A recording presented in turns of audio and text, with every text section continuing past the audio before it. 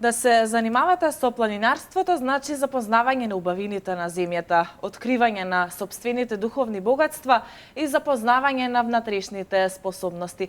Токму за оваа активност повеќе ќе зборуваме со Љупчо Ѓоргиев и Златко Јакевски. Добро утро и добро ни дојдовте во утринската накада. Добро утро. Добро утро.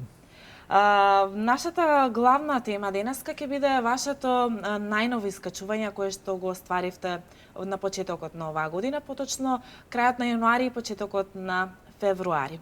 Тоа се должи на освојувањето на еден од највисоките врвови во Аргентина, а тоа е врвот Аконкагва.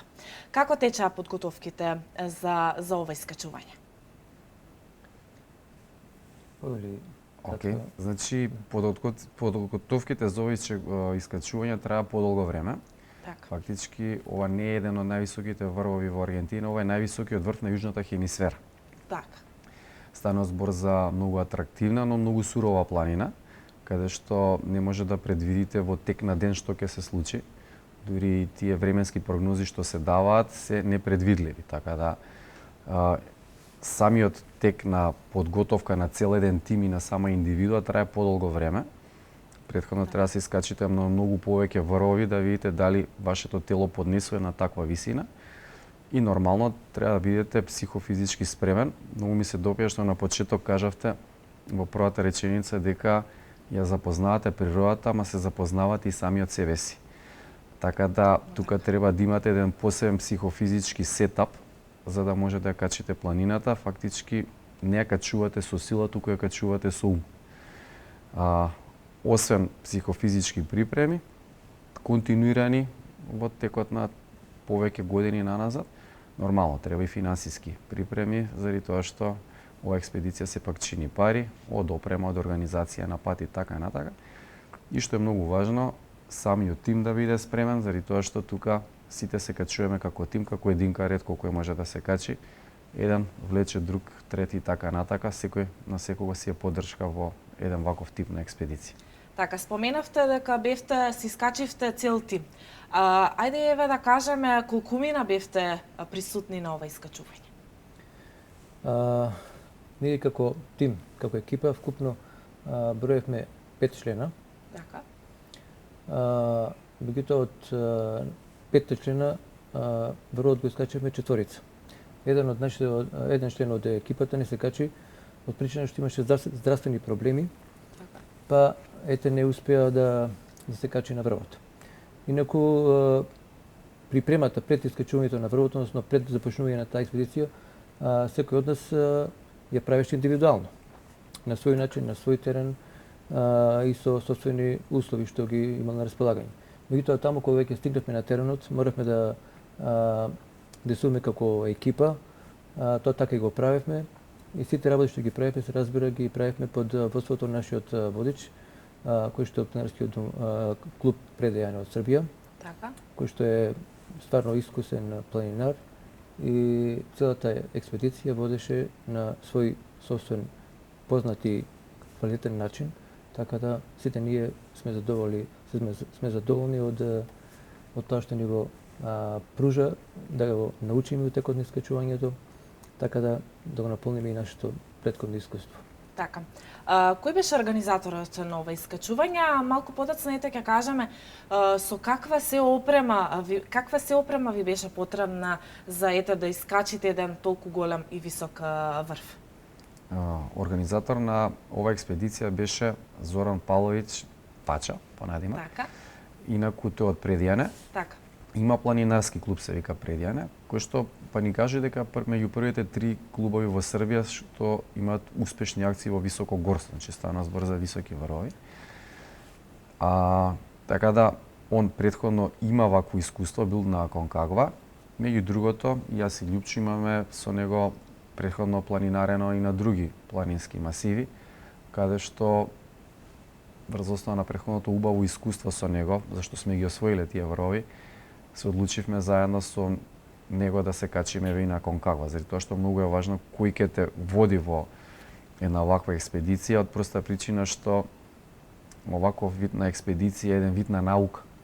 Така.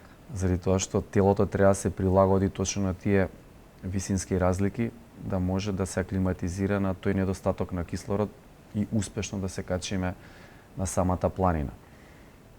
Така да, врз на нашите претходни искуства, јас лично претпоставам и Љупчо, го одбравме точно Зоран Павлович да ни биде водич. Одлично. И за среќа, од наше прво качување, што е реткост, значи има луѓе по неколку пати одат, не успеа да се качат, ние што си од прва мајка успеавме да се качиме на водата. Така. Имавте ли некоја интересна случка додека траеше вашето искачување? Колку време ви беше потребно за да го искачете и колку време ви беше за да го стигнете овој врв? Јас би кажал, искачувањето на врвот не траеше 12 дена. 12 дена, тоа навистина Да. е долг период. Да, тоа е значи само искачувањето, нормално спуштањето беше релативно побрзо, меѓутоа искачувањето беше 12 дена. 12 дена, меѓу другото, и заради тоа што беше неопходна аклиматизација на самата висина.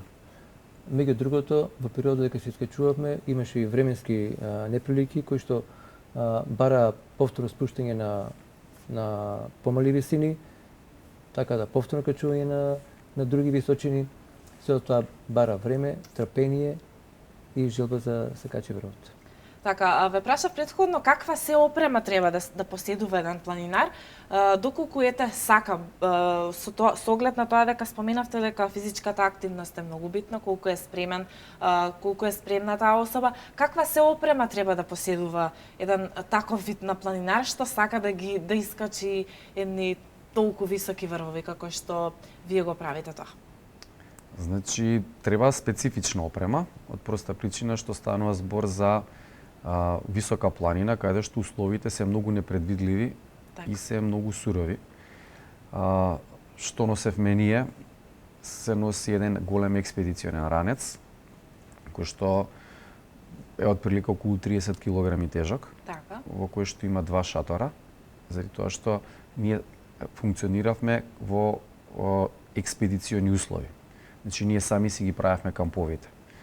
Така да носевме 2 шатори, се носи еден подметач на кој што се спие, се носи специјална вреќа со која што може да издржи по екстремни услови.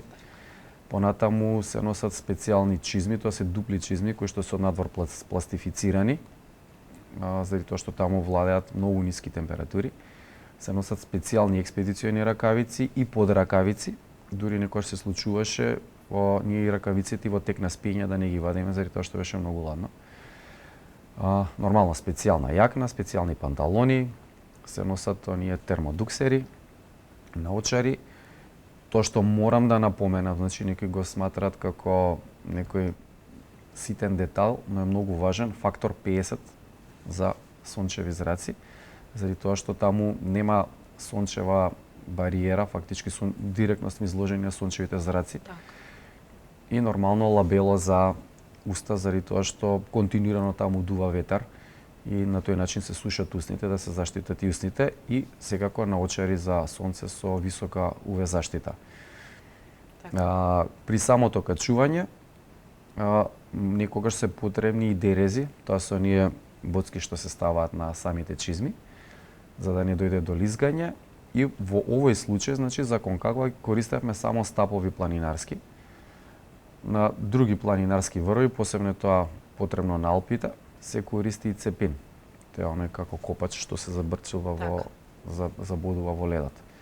Околу на Конкагуа не требаше цепин, така да ние не го носевме. Така.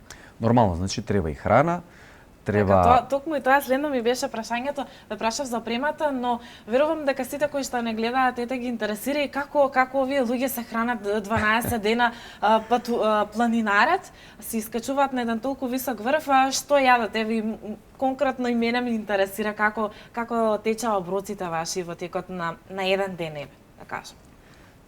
Ја ќе му кажам за мене, значи јас се што јадев на сила. На сила? Искрено, таму немате апетит. Што носиме, гледате храната што носите да зима што помалку простор и да не биде толку тешка. Значи тоа беше сушено месо, јатки, бадеми, лешници, сушено овошје, супи, брзи шекери што ви требаат за енергија. Носевме тестенини. Значи нормално треба да се носат и плински боци, за да може таа храна да се свари. Таму вода нема, топевме снег. и на тој начин се снабдувавме со вода. Заради тоа што водата баш така и не е вкусна, носто правиш чаеви или некои сокови, колку толку за да може да се пие, за да не е дехидрирана. Така, сепак верувам дека ова за вас беше едно добро искуство. Она што друго би сакала да ве прашаме, кој е вашето мислење? Што е потребно за еден планинар? Што е оно основното што е потребно? Па, за да се биде планинар, потребно е прво да си има желба да се биде планинар. Така, желбата е секогаш најбитна и во прв. За да имате желба, потребно е да се движите во природа. Ако се движите во природа, Токму и таму се наоѓа ќе љубовта сакате кон природата, ќе се природата. јави љубовта кон природата, а кога таа љубов еднаш ќе се јави, верувам дека никогаш не исчезнува. Така да една од причините за нашите активности е баш и таа љубов кон природата. Мака да природата, речеме, ако зборуваме конкретно за Конкагва, таа природа е дива природа. Не е толку густољубива како што се речеме нашите планини. Меѓутоа, и покрај тоа таму си има некои убавини, својата специфичност, својата специјалност, својата вонстилска убавина баш во тоа што е нешто несекојдневно. Значи, да се доживеат тие простори, тие предели таму на движење, со тие услови на екзистирање во тие простори е стварно нешто несекојдневно и секој што ќе го доживее се стекнува со некои нови чувства, нови емоции кои што сигурно што до тогаш ги нема да живееме. Така. Многу искачувања се зад вас. Она што друго би ве прашала, колку е тешко да се постигнат резултати кои што ете вие ги имате досега постигнато?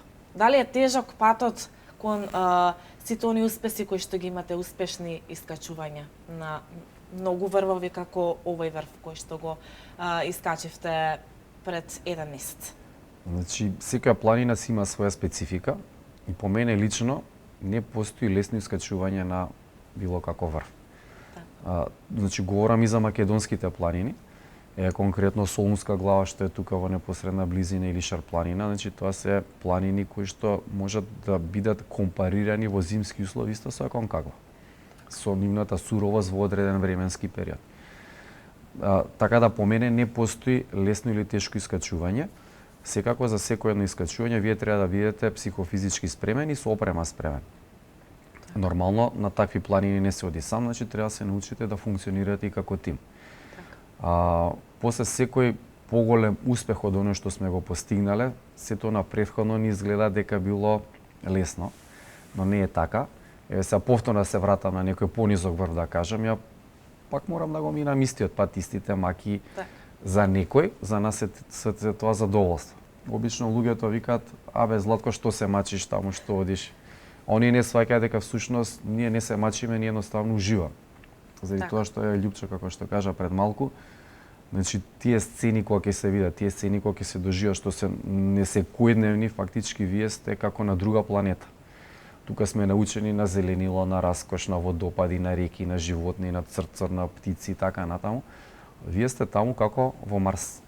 На Марс да сте. Значи само гледате карпи, камења, снег, па после гледате после половина час нема снег, заради тоа што таму временските температурни разлики на ден изнесуваат дури до 50 степени, од плюс 20 па ја на минус 30-40. Тоа се менува вака, значи од минута во минута. И да гледате една цела природа како во тек на денот се видоизменува, на исто место седите, тоа е нешто навистина неверојатно. Така да по мене, да се навратам на прашањето, секој еден врв е возбудлив, со своја специфична тежина и убавина, и за секој еден врв, секој еден планинар треба да си се спреми навистина сериозно, заради тоа што ако пристапите олеко или го подцените врвот, може да се дојде и до некои несакани последици. Така. Јас би го надополнил малку Златко. Конкретно после искачувањето на Конкагва, кога го планираме се тоа патешествие, спиење во шатор на минус 30 степени, искачување на височини кај што кислородот е во минимални количини и каде што обстанокот е прилично тежок. И после враќањето во други услови, самите си рековме, дека ништо во животот не е тешко. Така. Кога ќе поминеш овие сите тие искушенија, после тоа се ти изгледа полесно. И дека се има решение во животот. Само треба желба и трпение. Така е. Еве уште нешто, имаме време? Да, секако. Што имаме време? Значи, гледайте, над 3200-300 метри нема никакво биолошко живо суштество освен луѓе. Значи, нема трева, нема инсекти, нема животни, нема ништо. Единствено нешто што вире над тие висини се луѓе. Така да ова што го каже Љупчо, кога ќе постигнете некое такво искуство, позитивно, и кога ќе се вратите во нормални услови, едноставно се во животот ви е полесно, заради тоа што знаете дека се што сакате да го реализирате, вие само треба да направите акција и да го реализирате тоа, за да дојдете до крајната цел. Така. Покрај Аконкагва, дали овој врв всушност е и највисокиот врв што го имате искачано? Кои се оние светски други имиња? Знаем, јас лично знам за господинот Љупчо неколку врвови што ги има освоено, оние што се попознати на светско ниво. Кои се ете вашите други освоени врвови во изминативе неколку години што имаат поминато? Па изминатите години сум бил на неколку, да кажам, поатрактивни врвови. Сум бил на планинскиот масив Монте Роса. Сум се качил на највисокиот врв на Монте Роса, Цунштен Шпиц се вика. Тргнаш од Италија, завршаш во Швајцарија. Сум бил на Анконгел во Австрија. Сум бил на символот на алпинизмот во Австрија, на Гросглокнер, прераскошна планина. Сум бил понатаму на Елбрус, значи тоа е највисокиот врв на Европа, се наоѓа во Кавказ. Кој што исто многу суров врв и фактички дури Елбрус е врв со поголема смртност од Аконкагва. Еве, сум се качил на Аконкагва и сум бил на неколку планински врвови во Словенија, со тоа што во Словенија сум одел по ферати. Во превод тоа значи качување по карпи со сајла и со клинови.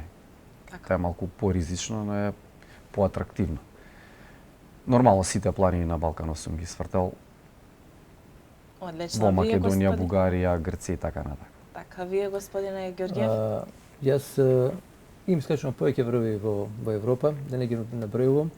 Во Африка Килиманџаро имам качено, како континент, еве Јужна Америка Аконкагва.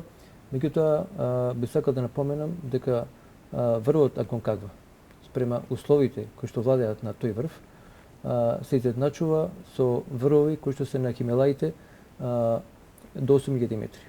Значи, условите кои што владеат на Аконкагва на 7000 метри се скоро идентични што владеат на Химелаите на 8000 метри. Самото тоа покажува дека искачувањето на овој врв е стварно специфичен и стварно е голем успех да се искачи тој врв. Затоа што можам да кажем и тоа дека додека ние се искачувавме на Аконкагва, имаше и од Македонија уште тројца планинари кои што се искачуваа. Меѓутоа, при искачувањето некаде на 5500 метри, при првите потешкоти, односно при појава на невреме, се откажа и се вратија. Така да, сакам да кажам дека воопшто не е наивно искачувањето на тој врв. Годишно се пријавуваат околу 4500 планинари да качат Аконкагва, околу 500 се качуваат, 4000 не успеваат. Која е причината? Зошто не успеваат да го искачат? Која е она главна причина? Имам повеќе причини. Значи нема главна причина. Едната е лоша аклиматизација. Значи лош водич или ако некој оди на своја рака, лошо се аклиматизира, многу важен е водич. Доколку вие правилно не се аклиматизирате, вие никош нема да качите планината. Колку и да сте силен, каква сакате опрема имате, едноставно не можете да дишете, едноставно планината не можете да ја качите. Втора работа е доколку ве фатат лоши временски услови. Значи против природа никој не може да се бори. Ако планината решила да не ве пушти, нема да ве пушти, ќе се вратите. Зашто таму пак е времето бројано, не може да седиме 5 месеци на планината чекајме убаво време.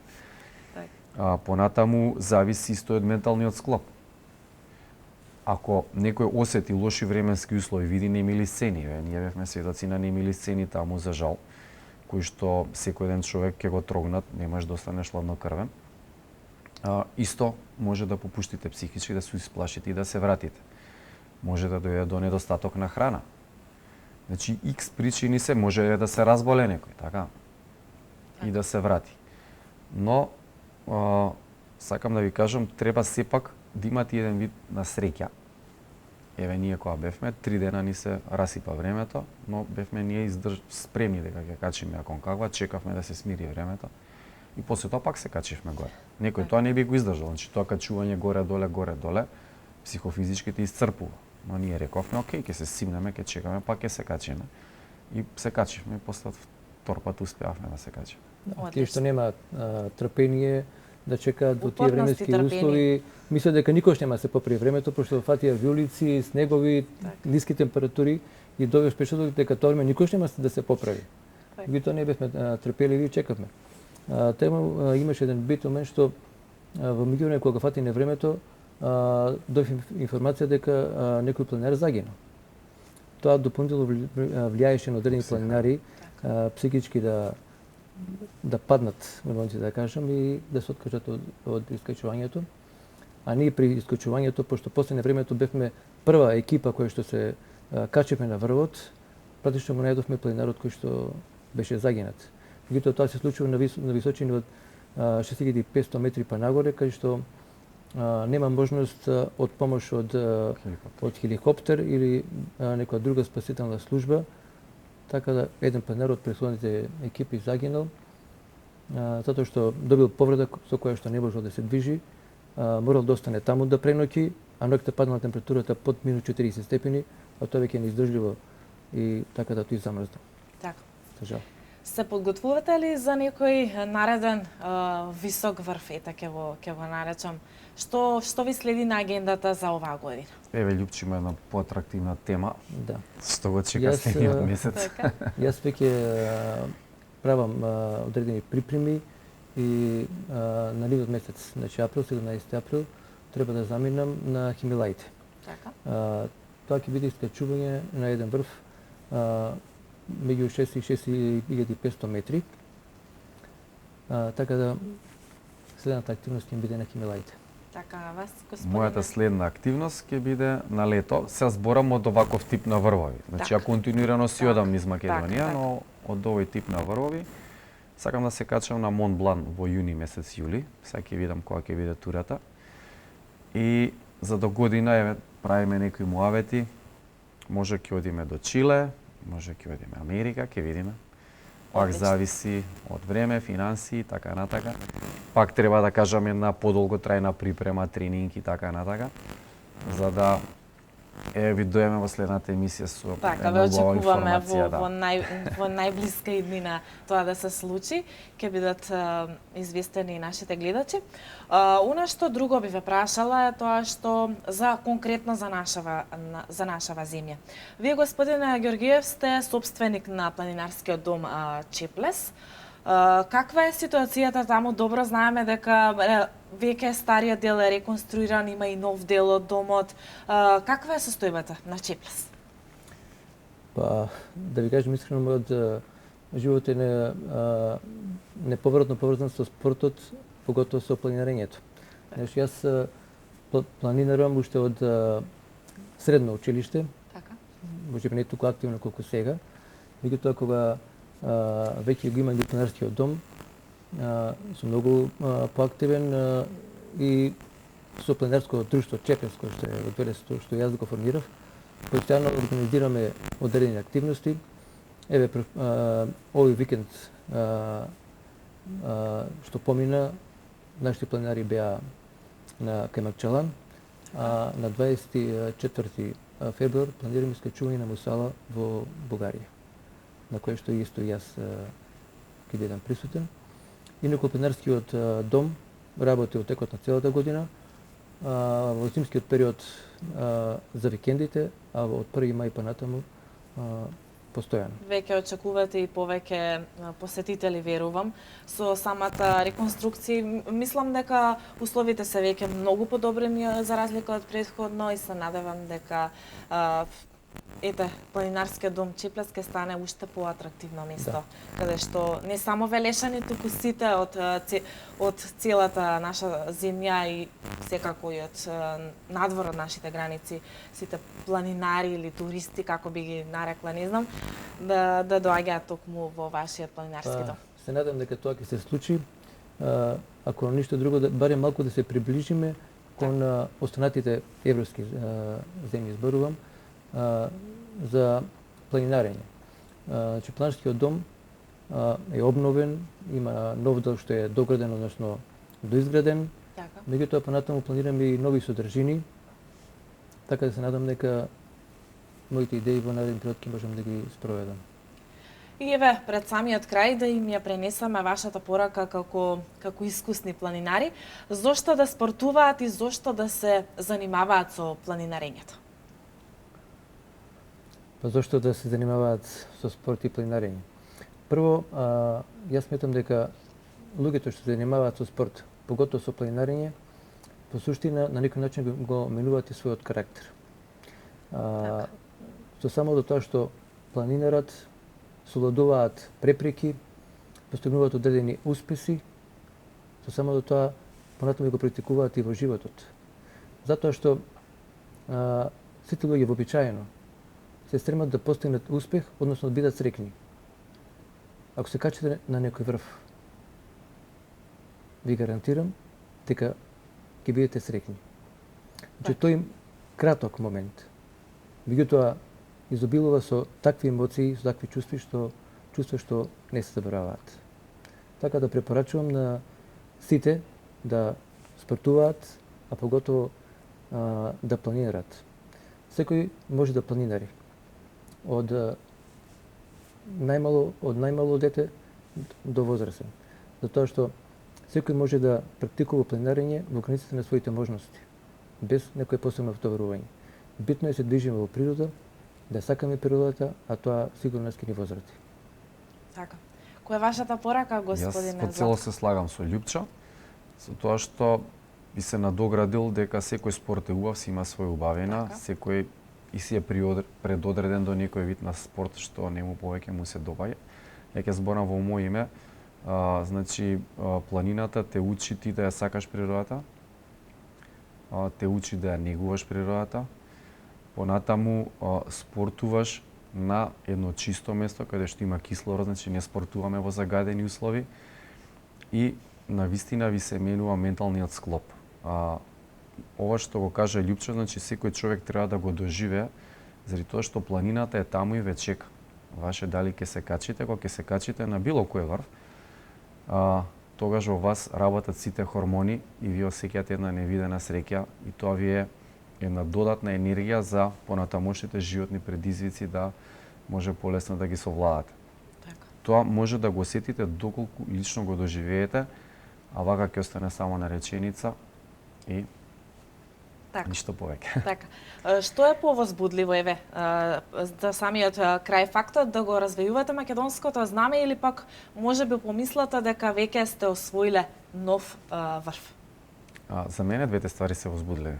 Така. Значи, прво што сум ја остварил целта и второ, сите ние сме и амбасадори на државата.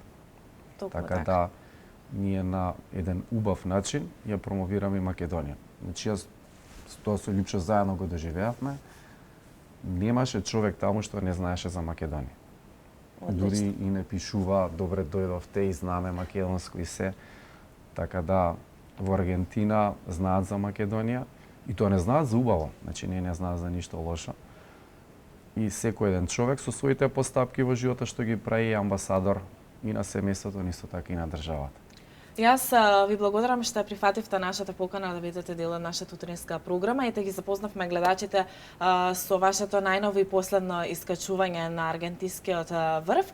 Се надевам дека повторно ќе ни бидете дел од нашата утринска програма со вашето најново искачување во текот на оваа година најскоро што може. Благодарам. Благодарам на јас исто на поканата, ги поздравувам сите гледачи на телевизијата и да ги поздравим и да им пожелам планинарење понатаму и се гледаме на врвот. Така. Почитувани гледачи, во продолжение ќе ги погледнеме рекламите и се враќаме насад.